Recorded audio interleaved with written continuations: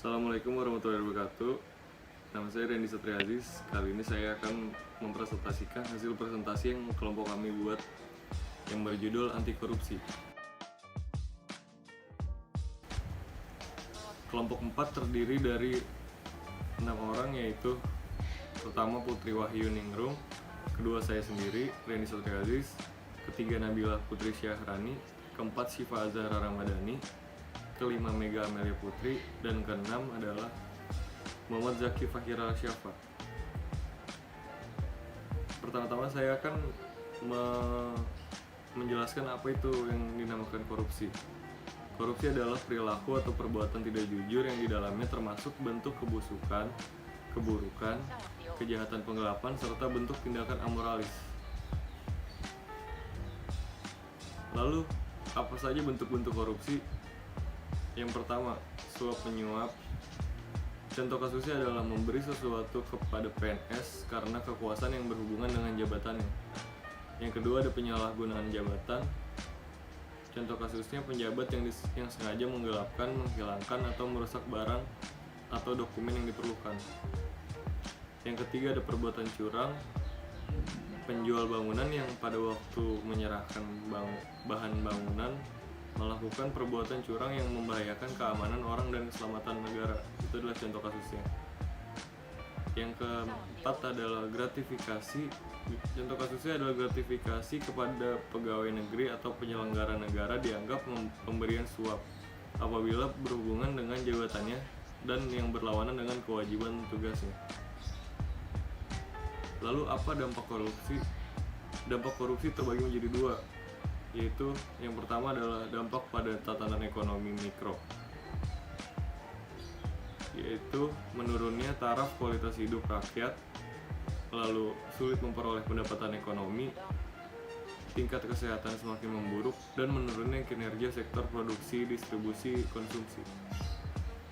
Lalu ada juga yang namanya dampak pada tatanan ekonomi makro, yaitu merosotnya pertumbuhan ekonomi nasional, tingginya tingkat inflasi, rendahnya kinerja investasi nasional, merosotnya nilai tukar rupiah, dan rendahnya kinerja perbankan nasional.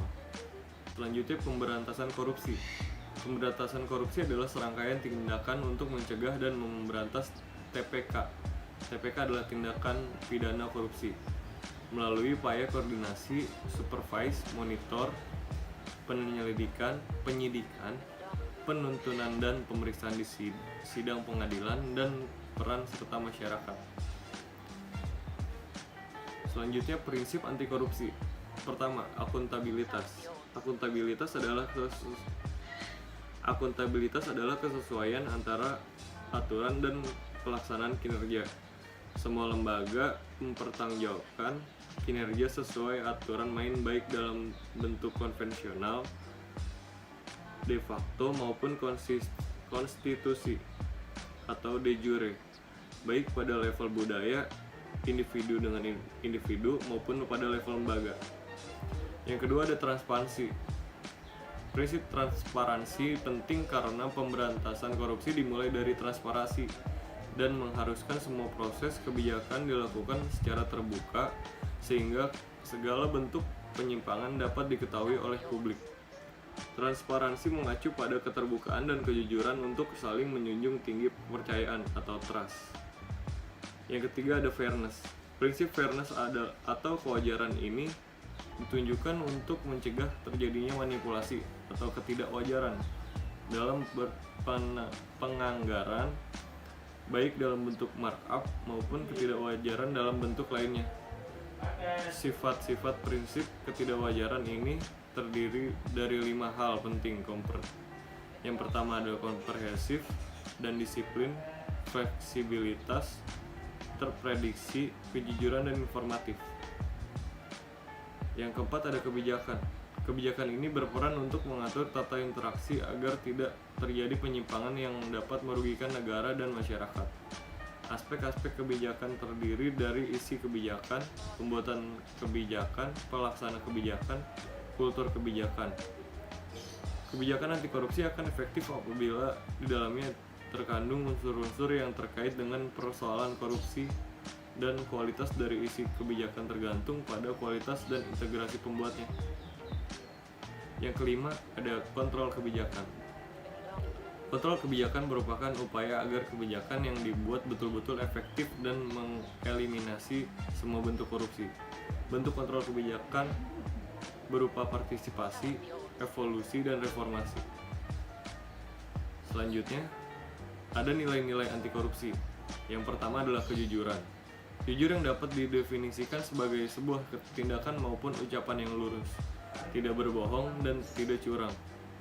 Jujur inilah merupakan salah satu nilai yang paling utama dalam anti korupsi, karena tanpa kejujuran seseorang tidak akan mendapat kepercayaan dalam berbagai hal, termasuk dalam kehidupan sosialnya. Yang kedua, kepedulian. Arti kata peduli adalah mengindahkan, memperhatikan, dan menghiraukan. Rasa kepedulian dapat dilakukan terhadap lingkungan sekitar dan berbagai hal yang berkembang di dalamnya. Yang ketiga adalah kemandirian. Mandiri berarti dapat berdiri di atas kaki sendiri, artinya tidak banyak bergantung kepada orang lain dalam berbagai hal. Yang keempat, kedisiplinan. Disiplin ialah ketaatan atau kepatuhan kepada peraturan. Sebaliknya, untuk mengatur kehidupan manusia memerlukan hidup yang disiplin. Manfaat dari disiplin ialah seorang dapat mencapai tujuan dengan waktu yang lebih efisien. Kedisiplinan memiliki dampak yang sama dengan nilai-nilai anti korupsi lainnya, yaitu dapat menumbuhkan kepercayaan dari orang lain dalam berbagai hal. Yang kelima adalah tanggung jawab. Tanggung jawab adalah keadaan wajib menanggung segala sesuatu. Kalau terjadi apa-apa boleh dituntut, dipersalahkan, dan diperkarakan.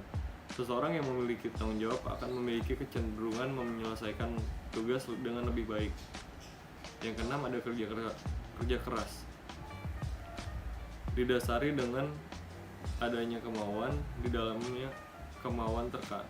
kemauan terkandung ketekatan, ketekunan, daya tahan, daya kerja, pendirian, keberanian, ketabahan, keteguhan, dan pantang mundur.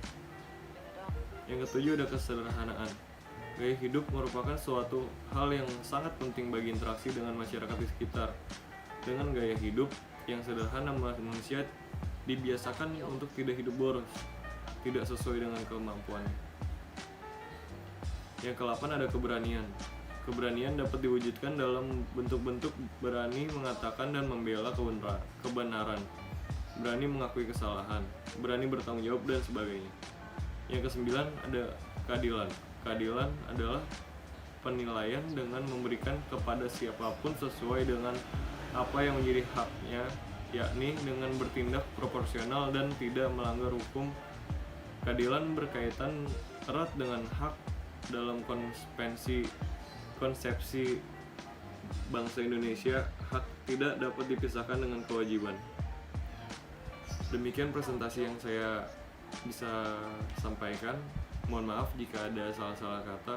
Wabillahi taufiq wal hidayah. Assalamualaikum warahmatullahi wabarakatuh.